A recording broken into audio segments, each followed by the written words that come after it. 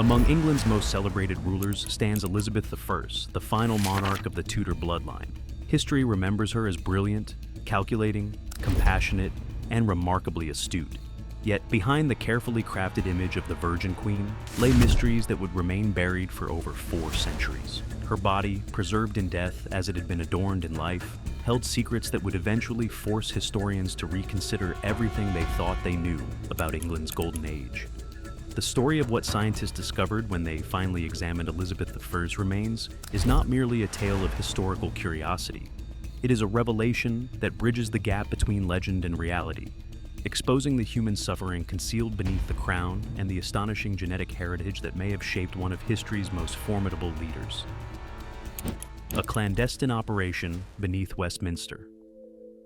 On a drizzly evening in 2001, an unusual scene unfolded in the shadows of Westminster Abbey. Security personnel established a perimeter around the chapel's rear entrance as a specialized team, dressed head to toe in sterile white protective equipment, carried sealed metallic cases through corridors that had witnessed centuries of British history.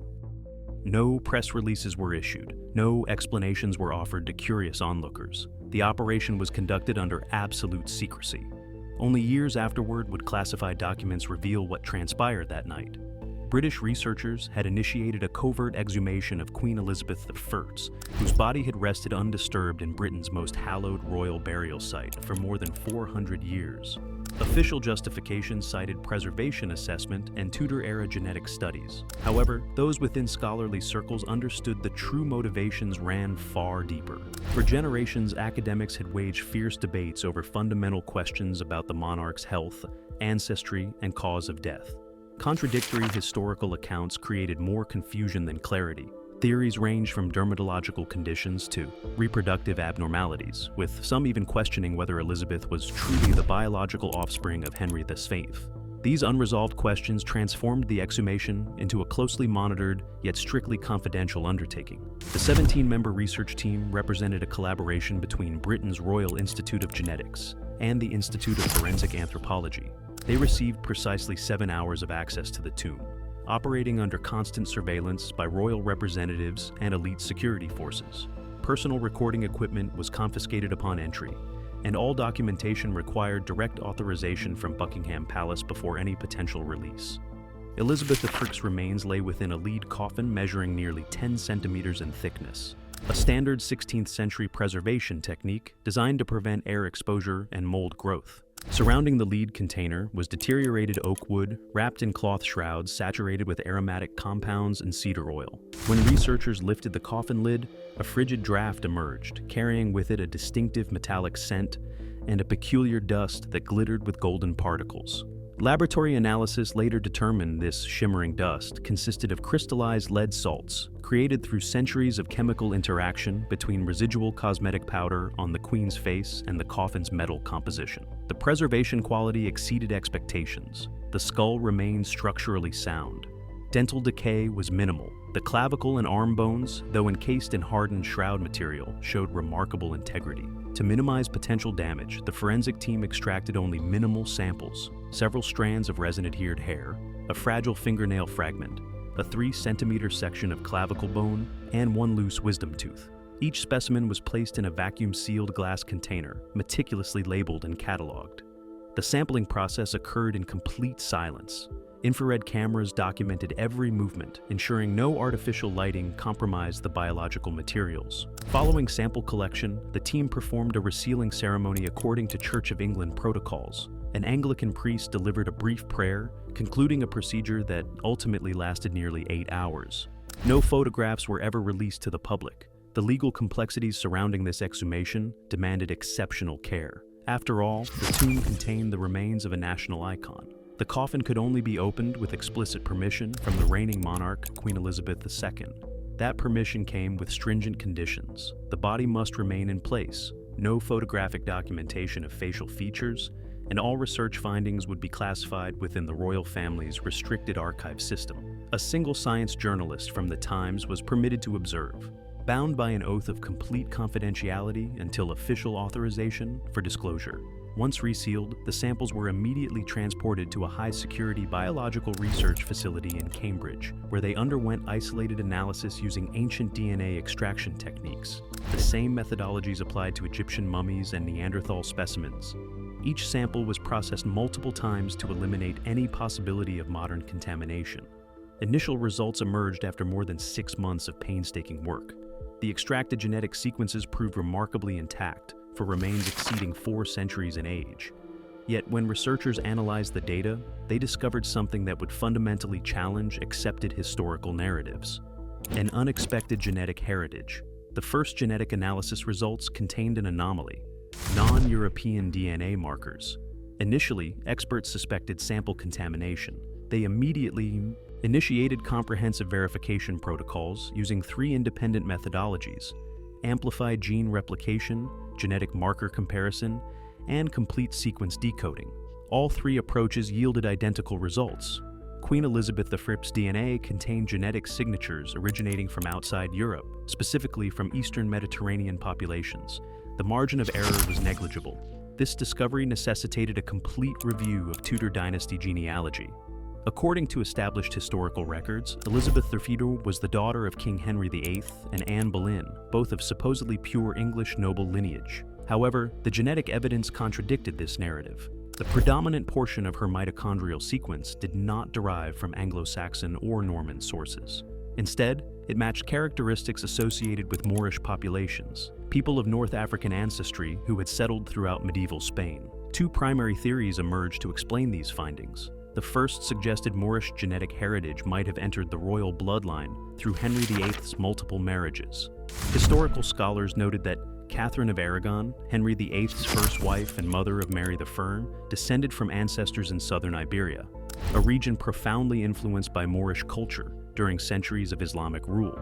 If that genetic lineage continued through subsequent generations, undergoing natural mutations, it could have manifested in Elizabeth I's DNA. The second hypothesis proved more controversial. Elizabeth was not entirely Henry VIII's biological child. Obscure court records from 1533 mention that Anne Boleyn employed a servant of North African origin from the Maghreb region, described as having dark skin and speaking with an unfamiliar accent. This detail had been dismissed as insignificant until scientists recognized that Elizabeth I's DNA contained approximately 12 to 15% North African genetic markers, a concentration only achievable if her mother or maternal grandparents possessed clear non-Mediterranean European origins. Concurrent with genetic analysis, archaeologists examined carbon and nitrogen isotopes in the bone samples. Results indicated the Queen's dietary patterns differed substantially from those of contemporary English people. Elevated nitrogen isotopes suggested a diet rich in fish and olive oil, dietary staples of Mediterranean regions. In contrast, 16th century English nobility primarily consumed red meat and grains. These isotopic signatures supported the hypothesis that Elizabeth I's eating habits were influenced by non-English culinary traditions, possibly inherited preferences or patterns established during early childhood. A breakthrough occurred when researchers reconstructed the Queen's facial features using 3D modeling based on skull structure and genetic data. The model revealed prominent cheekbones, deeply set eye sockets, a straight nasal bridge, and skin pigmentation, considerably darker than depicted in official portraits. Comparative analysis with late 16th century paintings showed that court artists had lightened skin tones using white lead pigments, a common technique employed to represent royal purity. This raised significant questions. Had the pale-skinned queen been largely a product of propaganda and period aesthetic conventions, rather than an accurate representation of her actual appearance? Buckingham Palace communication officials received preliminary briefings on these genetic findings, but declined to issue any public statements. During a confidential meeting, documents containing the genetic discoveries were classified as top secret, with strictly limited circulation. Nevertheless, within 1 week, portions of the data leaked to academic communities, sending shockwaves throughout England. Although journalists could not independently verify authenticity, numerous scholars asserted the results possessed solid scientific foundations. Some researchers suggested these findings partially explained Elizabeth I's distinctive characteristics compared to other Tudor monarchs. Her resilience, physical stamina, and exceptional linguistic abilities were traits occasionally associated with multi-ethnic genetic backgrounds. Even historical descriptions of her beauty, reddish hair, brown eyes, and fair but not chalk-white skin, aligned with phenotypes carrying Southern European genetic elements. Despite some missing data due to localized bone degradation, making complete genome reconstruction requires certain assumptions, no one disputed that these results opened entirely new investigative avenues into Tudor dynasty origins and the physical reality of the Virgin Queen, whom history presumed to fully understand. The poison within. When bone samples underwent spectroscopic microscopic analysis, unusual luminous patterns appeared on computer monitors. Scientists exchanged silent, troubled glances. While the DNA results had been startling, the toxins discovered within the Queen's body inspired genuine horror. The spectrographic analysis displayed dense indicators of lead, mercury, and arsenic at extraordinarily high concentrations. Estimates suggested the lead content in the Queen's arm bone exceeded modern human body safety limits by more than 200 times, sufficient to cause chronic poisoning, neurological damage, psychiatric disturbances, and gradual death. Professor Alan Pierce, the lead analyst, confirmed that lead at such concentrations could not occur randomly. It required a sustained, continuous source of absorption, directly through the skin. Cross-referencing historical data, the research team identified the culprit: Venetian ceruse, a famous 16th century cosmetic favored by European nobility. This whitening mixture contained up to 60% lead carbonate, mixed with vinegar to create a smooth white cream that made faces appear porcelain-like. Historical records extensively documented Queen Elizabeth's renowned pale complexion and heavy makeup that virtually covered her entire face. Ladies-in-waiting described how the Queen applied a thick layer of white powder every morning, removing it only at night with mercury-based solutions. This combination created a lethal formula. Lead penetrated skin barriers, while mercury systematically destroyed liver tissue and the central nervous system. Scientists compared findings with notes from the Queen's personal physician, Dr. Rodrigo Lopez, who was later executed for alleged treason.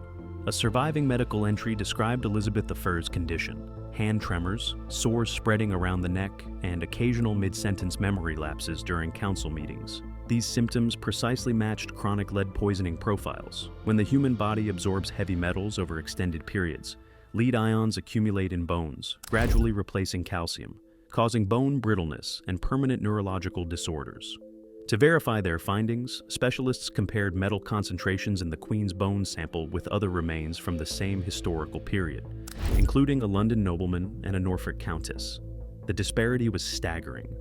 Control samples contained less than 10 parts per million of lead, while Elizabeth I's sample exceeded 2,000 parts per million, proof that toxin exposure resulted from personal habits rather than environmental factors. Additionally, hair analysis revealed mercury levels comparable to patients treated with mercury-based medicines, common smallpox remedies at the time. Court physicians recorded that the Queen developed small red swellings on her cheeks and speckled eruptions on her neck, believed to be smallpox complications. To preserve her complexion, she used mercury ointments to minimize scarring. No one realized these remedies were silently devastating her body. Art examination teams analyzed 3 famous Elizabeth portraits: the Rainbow Portrait, Darnley Portrait, and Merton Portrait. Paint samples extracted from facial underlayers in all 3 works contained lead levels similar to Venetian ceruse cosmetics. This demonstrated that not only the Queen's physical body, but also her artistic representation was literally painted with poison. The white hue symbolized power and purity. It was also what gradually killed the woman behind that symbol. Experts determined the poisoning process spanned at least 20 years. Initially, Elizabeth experienced mild symptoms like hair loss and skin dryness. Later, illness progressed to hand tremors, memory decline, insomnia, and mouth ulcers. By 1603, court records noted the Queen became withdrawn, standing for hours, gazing through windows, refusing meals. Contemporary physicians concluded she died of exhaustion and advanced age, though all evidence now points to chronic lead and mercury poisoning. Heavy metal impact extended beyond physical symptoms to affect the nervous system directly. Neurologists on the research team assessed that the Queen's documented anger outbursts, panic episodes, and sudden mood fluctuations could have resulted from dopamine dysregulation caused by neurotoxicity. This aligned with courtier Robert Cecil's diary entry. Her Majesty laughed loudly when none had spoken, then immediately wept like a child. The research team concluded the Queen's body had accumulated massive heavy metal loads, severely impairing liver, kidney, and cardiac function. Lead isotope analysis revealed layered accumulation over time, with concentrations rising annually, reflecting a slow but irreversible poisoning process. Disease in the bone, CT-3D imaging confirmed that the clavicle, sternum, and shoulder joints displayed characteristic damage patterns of skeletal tuberculosis, a rare tuberculosis variant affecting individuals with compromised immunity. Microsamples from pitted bone revealed peptide chains belonging to the Mycobacterium tuberculosis family, specifically an ancient, now extinct variant. This proved Queen Elizabeth II had suffered from skeletal tuberculosis for many years, though official court records never mentioned it. Experts stated that combined lead poisoning and skeletal tuberculosis created a slow, deadly synergy. Lead weakened immune system function, hindering infection resistance, while tuberculosis destroyed bone tissue, causing pain, deformities, and weight loss. These symptoms explain why, in her final years, Elizabeth II often appeared seated with tilted shoulders and wore gloves constantly. Portraits from 1595 to 1600 show her right arm in stiff poses, previously attributed to artistic styling. During research, the team discovered a valuable document, William Cecil's diary copy. A 1598 entry stated, "Her Majesty coughs blood, her complexion pale, commands none shall broadcast her illness." Once dismissed as anecdotal, this now stands as compelling evidence of her actual medical condition. Specialists reconstructed the disease progression. It originated in the chest, causing persistent dry coughing, then spread to the clavicle and spine. As bone tissue deteriorated, pain intensified, leading to insomnia, exhaustion, and severe weight loss. Combined with dietary restrictions and heavy metal poisoning, her immune system nearly collapsed in her final decade. This discovery not only carried medical significance, but explained many peculiar habits. She wore multi-layered garments with high collars covering chest and shoulders, not merely for royal formality, but likely to conceal infection-related swelling. Palace servants noted, "The Queen rarely laughs loudly and keeps her head straight without tilting her shoulder."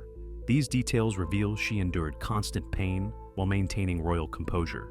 Another remarkable finding emerged when bacterial protein samples from Elizabeth I's bones matched 96% with degraded samples from Anne Boleyn's remains.